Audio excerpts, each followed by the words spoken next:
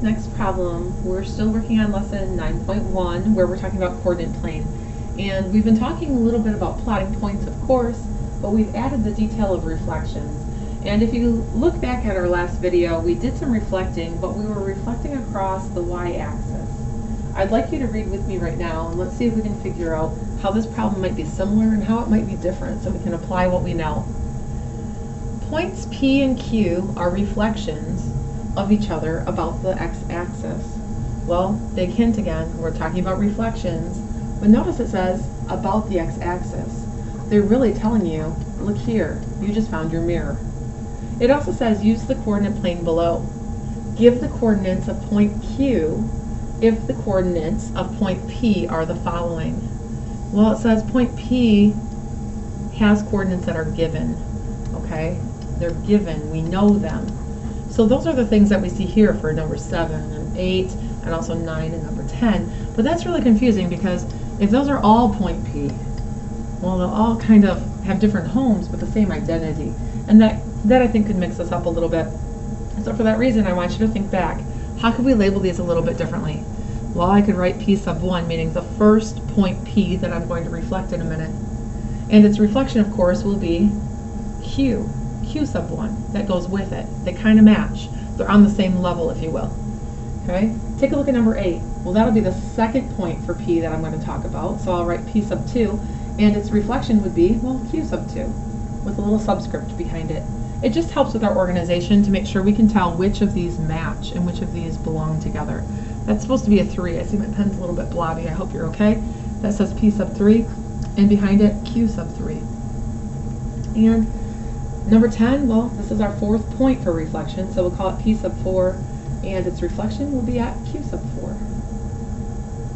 Notice, if I go back to that original problem, they identified our mirror. Our mirror, it says, is going to be the x-axis. If you remember, I make you sing the song with some actions in here, A, B, C, X, and Y. You should remember that the x-axis actually is the horizontal, while the y-axis is our vertical number line. So if that's the case, I tried highlighting for you before. I'm going to try to make this a skinnier highlighter this time. We really want to pay attention to our mirror, which is sitting right here, the x-axis. So if you have a highlighter at home, it's not a bad idea, or a pen, to use a different color and say, aha, here's the mirror. So I might even write back here, mirror, just so that I don't forget. This is what we're looking through for our reflections this time. We're looking a different way than on the last section. Well, let's go ahead and do some plotting and see if we can find the values or the points for Q. So first, they give me P sub 1, also known as the first coordinate pair for point P. So I'm looking at 3, 9. That means I start at the origin, 0, 0 of course, and I get to move positive 3. Well, we always move either to the right or to the left before we move up or down. So that first positive 3 tells me move right, positive 3. Next it says move up, positive 9. 3, 4, 5, 6, 7, 8, 9. It is quite possible that your coordinate plane might run out of space and you might have to just kind of do your best sketch. If it goes off the charts for some reason, that sometimes happens. You can still get it pretty close. So we're going to label this again. All good points have good labels. This is P sub 1. Alright, well I'm supposed to find its reflection. And if you remember, on the last set of problems we were reflecting across or over the y-axis. But now we're talking about comparing this P sub 1, and he's looking through the x-axis. He's looking down, isn't he? Well, if he's looking down, that really means that his reflection should be somewhere down here. And it should be the same distance away, if I'm not mistaken. So let's think about that. How far away was he from the mirror, or from the x-axis? I'd count 1, 2, 3, 4, 5, 6, 7, 8, 9. It looks like 9 intervals, or a distance of 9. So I could say I need to move, instead, 9 jumps on the opposite side of the mirror. 1, 2, 3, 4, 5, 6, 7, 8, 9. That puts me really near the bottom of the page here, doesn't it? This is what I meant. Sometimes we just don't have enough room to work with our axes, so we get as close as we can. Again, all good points should have a good label. This is Q sub 1. Notice my reflection. It is on an opposite side of the mirror.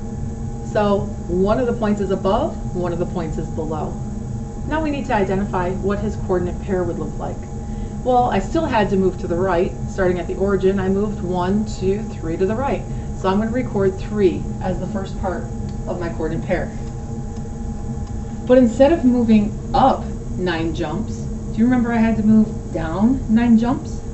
So here, I don't have a positive 9. Looks like I had to move towards a negative 9. Let's try that again with the next combination. So the second point of P, they say, would be located at negative 7, 4. Let's start at the origin and let's move negative 7. That means moving backwards. 1, 2, 3, 4, 5, 6, 7. And the second number, the second coordinate, or the y term, says move positive 4. 1, 2, 3, 4. Here we are.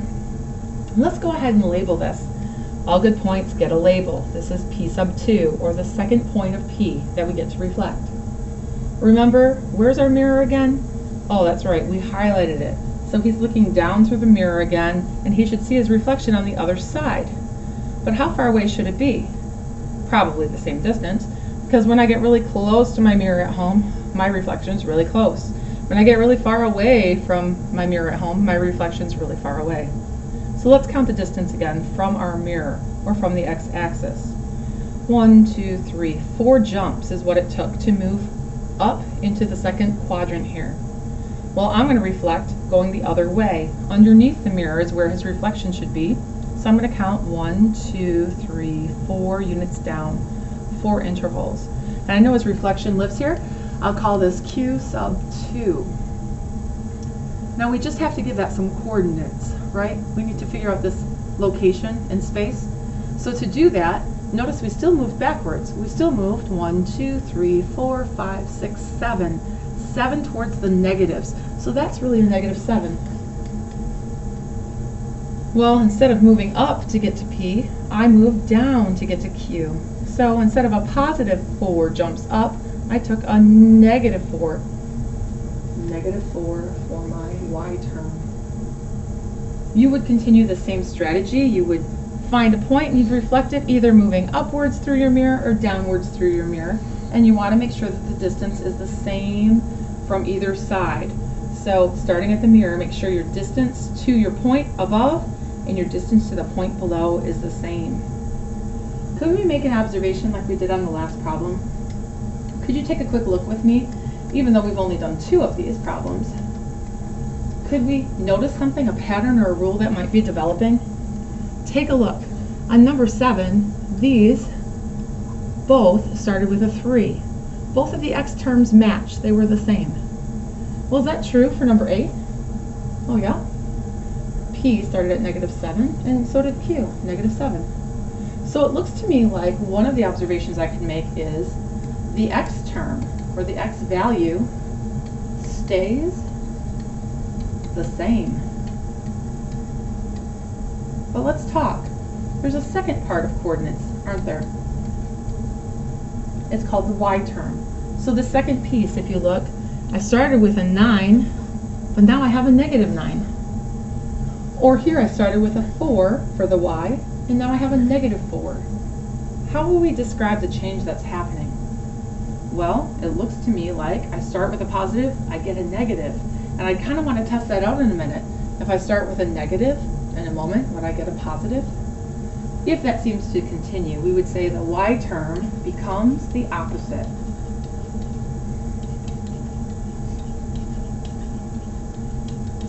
So more than practicing these reflections, we're trying to set up a rule for ourselves, something that seems to be true each time. So again, finish numbers 9 and number 10, do some reflecting, and remember you're reflecting across this horizontal number line, this x-axis, to see if our observation holds true.